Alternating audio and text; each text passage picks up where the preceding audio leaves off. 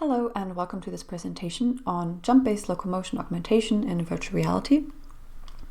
This is work that I conducted together with my co-authors Dennis Wolf, Christoph Kunder and Enrico Rukzio at Ulm University.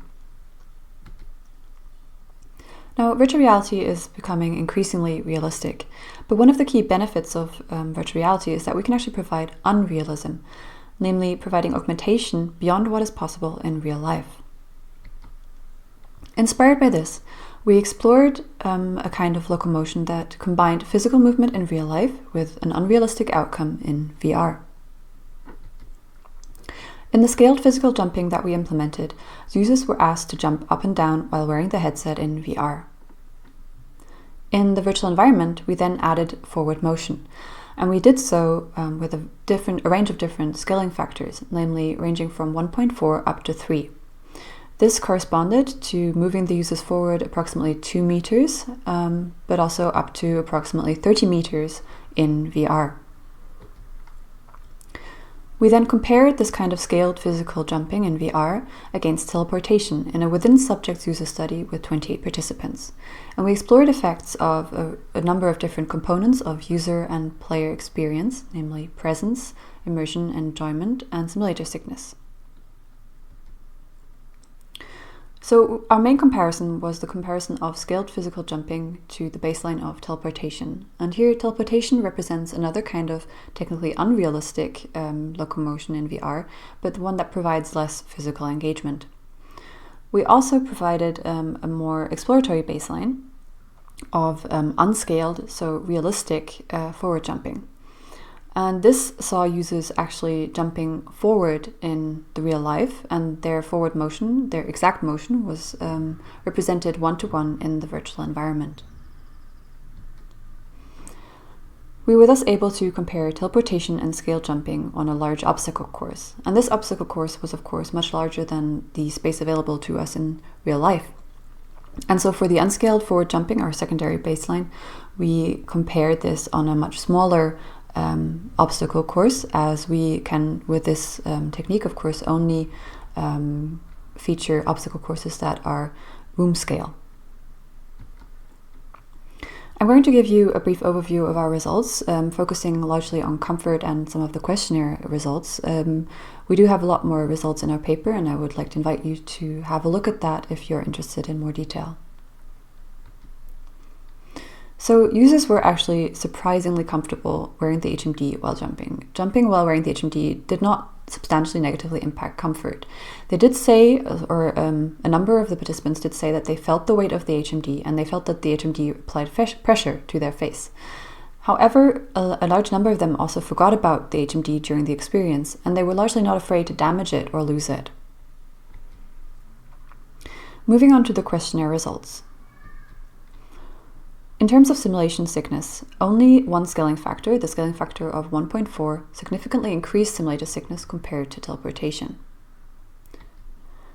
All of the scaled jumping conditions yielded significantly higher presence and immersion scores than teleportation did. And we received similar results in terms of interest and enjoyment, which was higher for most of the scaled jumping conditions than teleportation, all of them except the scaling factor of 1.4. Our results suggest that scale jumping in VR is a feasible method of locomotion augmentation and can provide a physically engaging and unrealistically augmented VR element.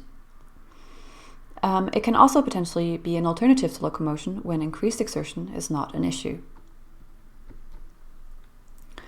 In terms of the different scaling factors, our results suggest that the scaling factor of 1.8 was most preferred, which participants described as balancing exhaustion and accuracy, allowing them to feel like a superhuman and yielding high presence, immersion, and mastery scores, as well as the lowest fall-to-jump ratio.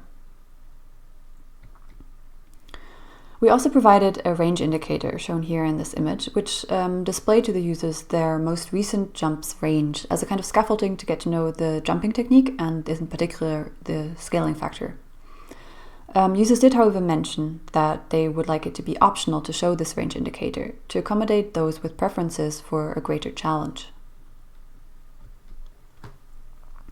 So the addition of forward motion and this virtual manipulation of movement in VR was largely accepted by our users and even described as natural by some of them. This builds on prior work that suggests that missing stimuli in VR, in our case forward motion, can be replaced or roughly substituted, in our case with upwards only movement, and it can do so without compromising user or player experience necessarily. The scaling factor of 1.4 had the lowest mismatch with reality, and yet it caused the most simulator sickness.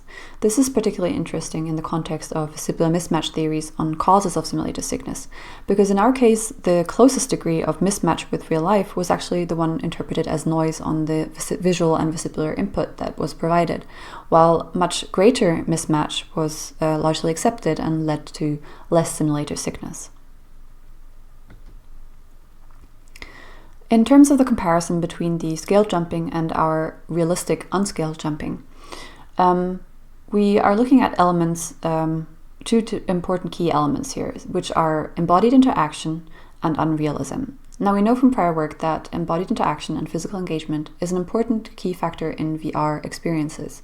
And we also know that unrealism can improve player experience, for example, in augmented avatar flexibility.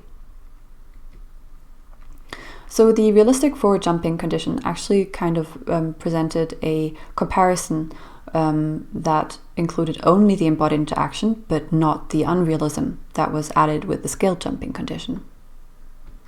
And our results here in comparing these two show that the scaled jumping elicited higher interest and enjoyment and immersion, while not significantly increasing simulator sickness.